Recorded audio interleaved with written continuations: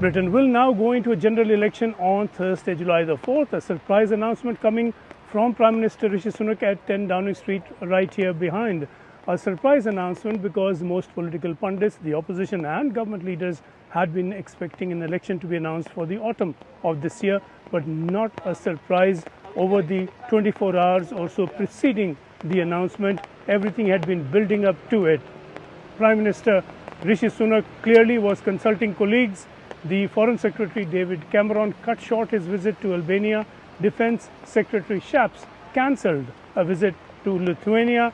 All cabinet members were advised to necessarily attend a meeting of the cabinet at Downing Street taking place on Wednesday afternoon. This now sets the scene for an election battle with the Conservatives trailing behind the opposition Labour Party. Labour have been a fairly steady 20 points ahead of Conservatives over the last many months. That could change. Also, Labour has been winning one by-election after another, and that has been indicative of a growing and steady success for the Labour Party in those by-elections, certainly in the opinion polls. But the real polls are going to be another story, and it's going to be full swing election campaigning now on.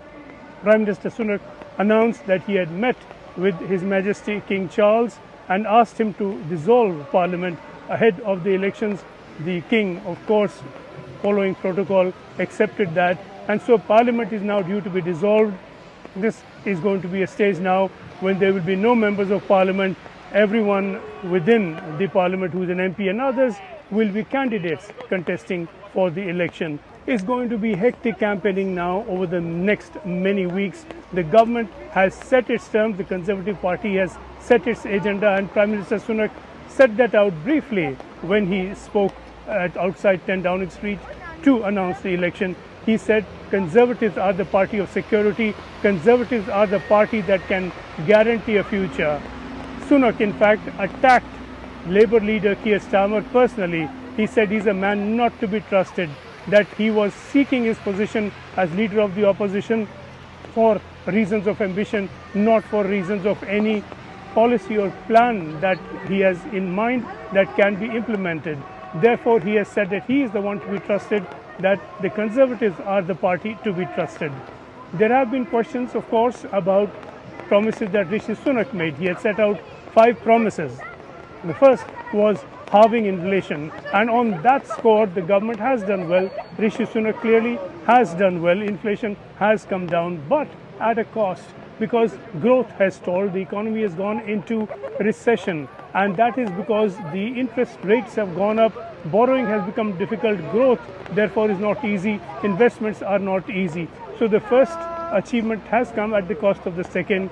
He had said that debt will come down. That has come down to an extent, but it's still running very high at close to 100% of GDP.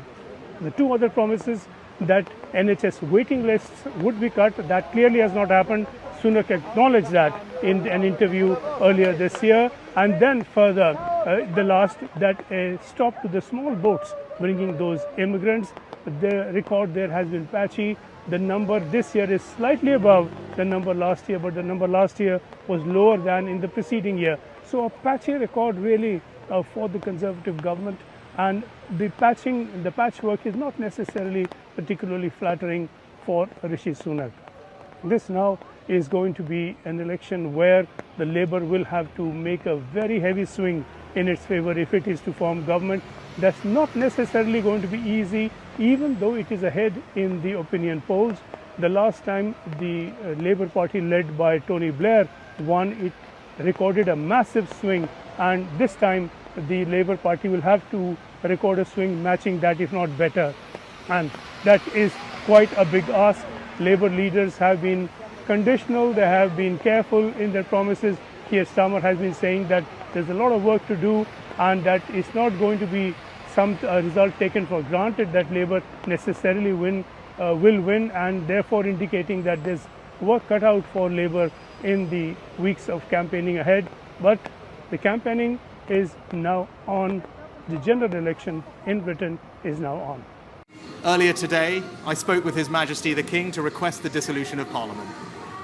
The King has granted this request, and we will have a general election on the 4th of July. This election will take place at a time when the world is more dangerous than it has been since the end of the Cold War. Putin's Russia is waging a brutal war in Ukraine and will not stop there if he succeeds. That war has also made it all too clear the risk to our energy security. In the Middle East, the forces of Islamist extremism threaten regional and ultimately global stability. These tensions are exploited by extremists who seek to undermine our values and divide our society here at home. China is looking to dominate the 21st century by stealing a lead in technology. And migration is being weaponized by hostile states to threaten the integrity of our borders. And these uncertain times call for a clear plan and bold action to chart a course to a secure future. You must choose in this election who has that plan, who is prepared to take the bold action necessary to secure a better future for our country and our children.